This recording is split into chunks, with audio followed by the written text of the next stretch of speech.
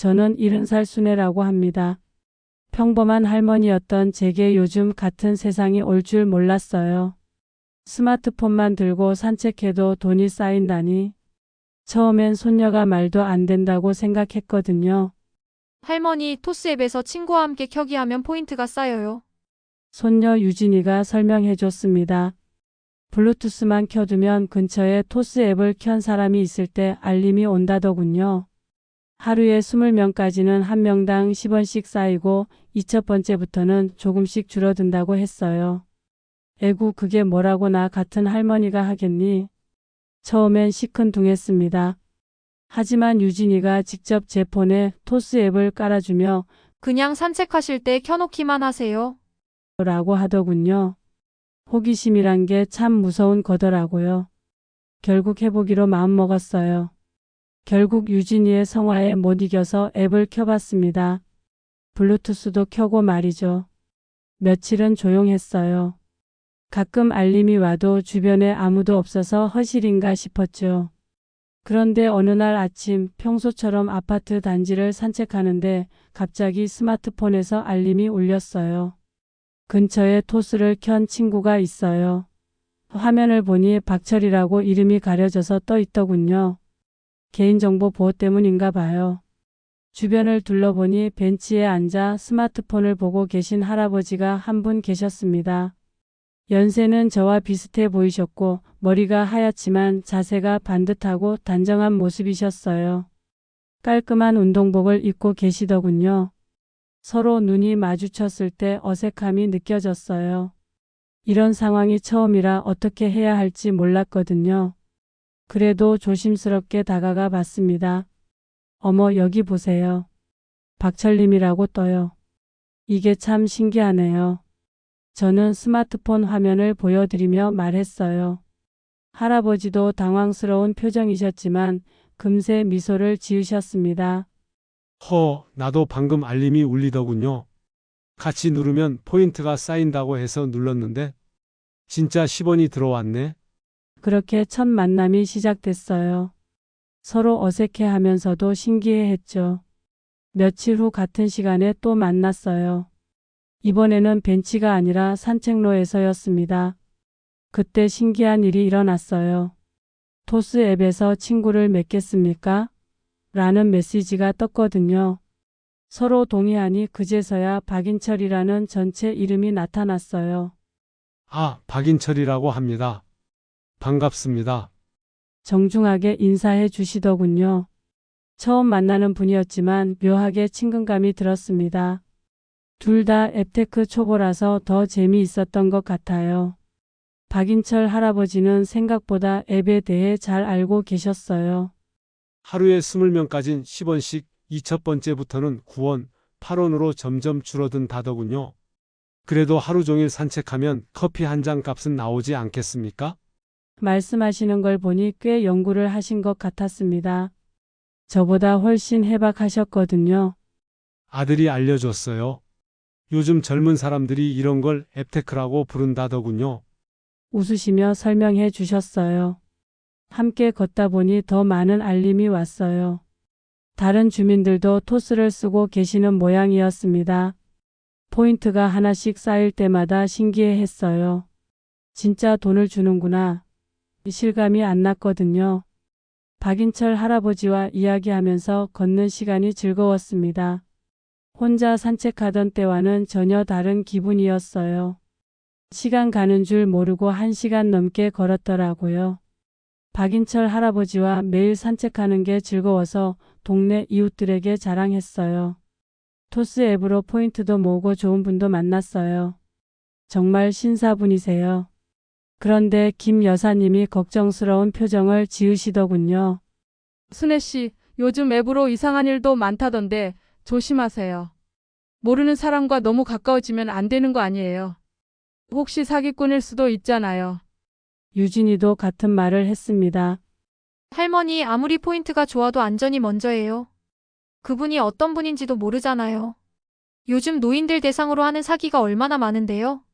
그 말을 듣고 보니 저도 불안해지기 시작했어요. 박인철 할아버지가 좋은 분 같긴 하지만 만난 지 며칠밖에 안 된 사이였거든요. 혹시 속고 있는 건 아닐까? 괜히 의심하게 됐습니다. 다음 날 산책할 때도 마음이 편하지 않았어요. 토스 알림이 와도 선뜻 다가가기가 망설여졌어요. 그런데 며칠 후 뜻밖의 일이 일어났어요. 아파트 엘리베이터에서 다른 주민이 말하는 걸 우연히 들었거든요. 박인철 이사장님 아직도 산책하시는구나. 예전에 신협에서 일하실 때 우리 동네 사람들 재테크 상담 많이 해주셨는데 정말 신뢰할 만한 분이지. 그제서야 알았습니다. 박인철 할아버지는 지역 신협의 전 이사장이셨어요. 30년 넘게 금융 업무를 하신 전문가셨던 거죠. 다음 날 만났을 때 조심스럽게 물어봤습니다. 혹시 신협에서 일하셨나요? 할아버지가 부끄러워하시며 대답하셨어요. 아, 그게 알려졌구만. 예전 일이야. 은퇴한 지 5년 됐어요. 그때부터 마음이 한결 놓였어요. 믿을 만한 분이라는 확신이 들었거든요. 괜히 의심했다는 생각에 미안해졌습니다. 죄송해요. 주변에서 걱정해서요. 솔직하게 말씀드렸더니 오히려 이해해 주시더군요. 그 후로 저희는 매일 아침 7시에 만나기로 했어요. 친구와 함께 켜기를 켜고 산책하면서 진짜 친구가 된 거죠. 박인철 할아버지는 저에게 돈 관리하는 법도 알려주셨어요. 순애 씨, 이렇게 모은 포인트도 현명하게 써야 해요. 토스에서 브랜드 콘도 살 수 있고 현금으로 출금도 되거든요. 덕분에 경제 공부도 하게 됐습니다. 할아버지도 혼자 사시는 분이었어요. 아내가 3년 전에 먼저 가고 아들은 미국에 있어서 외로웠는데 이렇게 좋은 친구를 만났네요. 서로의 사정을 알게 되니 더 가까워졌어요. 비 오는 날에도 아파트 로비에서 만나서 이야기를 나눴습니다. 할아버지는 옛날 이야기를 재미있게 해주셨고 저는 요리 이야기를 해드렸죠. 어느새 아침이 가장 기다려지는 시간이 됐어요. 한 달쯤 지나니 저희 각자 5,000포인트 정도가 모였어요. 이거 진짜 돈이네요. 신기해했죠. 박인철 할아버지가 제안하셨어요. 순애 씨, 우리 모은 포인트로 함께 커피라도 마실까요? 동네 카페에 갔는데 결제할 때 할아버지가 차근차근 알려주셨어요. 토스 앱에서 결제 버튼을 누르고 QR코드를 띄우세요. 저는 떨리는 손으로 따라했어요. 이제 카운터에 있는 바코드 리더기에 폰을 가져다 대면 됩니다. B- 하는 소리와 함께 결제 완료가 떴어요. 와, 정말 됐네요. 5,000원짜리 아메리카노 2잔을 제 포인트로 계산했습니다. 내가 낼게요. 할아버지가 앱 사용법 많이 알려주셨잖아요. 처음으로 모은 포인트로 뭔가를 사니까 정말 뿌듯했어요. 카페에 앉아서 이 커피가 우리가 걸어서 번 돈으로 산 거네요 라고 하니 할아버지도 웃으시더군요. 이 나이에 앱으로 돈도 벌고 친구도 사귀고 참 신기한 세상이야. 다른 어르신들도 저희를 보고 관심을 가지기 시작했어요. 순애야, 나도 그 앱 좀 알려줘. 어느새 아침 산책 모임이 생겼어요. 5분이서 함께 토스를 켜고 걸으며 이야기 나누는 시간이 됐습니다. 모두들 포인트 모으는 재미에 푹 빠지셨어요. 봄이 지나고 여름이 왔어요. 무더운 날씨에도 저희는 산책을 멈추지 않았습니다. 더워도 일찍 나오면 괜찮아요. 아침 6시 30분으로 시간을 앞당겼죠. 박인철 할아버지는 항상 물병을 챙겨 오셨어요. 순애 씨, 물 좀 드세요. 더위 먹으면 안 되니까. 세심한 배려가 고마웠어요. 어느 날은 갑자기 소나기가 와서 정자에서 비를 피했는데 그때 할아버지의 과거 이야기를 더 자세히 들을 수 있었어요. 젊을 때 은행원으로 시작해서 신협 이사장까지 됐지만 정작 가족과는 시간을 많이 못 보냈어. 조금 아쉬워하시더군요.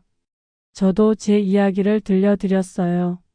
남편이 10년 전에 돌아가시고 딸은 결혼해서 외국에 있고 손녀 유진이만 가끔 와요. 서로의 외로움을 나누니 더 깊은 유대감이 생겼어요.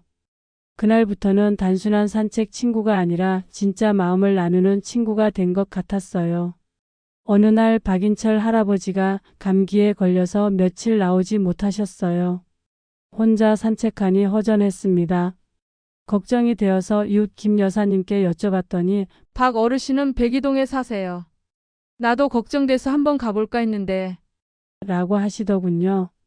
김 여사님과 함께 조심스럽게 문 앞에서 안부를 여쭤봤어요. 할아버지 괜찮으세요? 아, 순애 씨? 미안해요. 감기가 좀 심해서.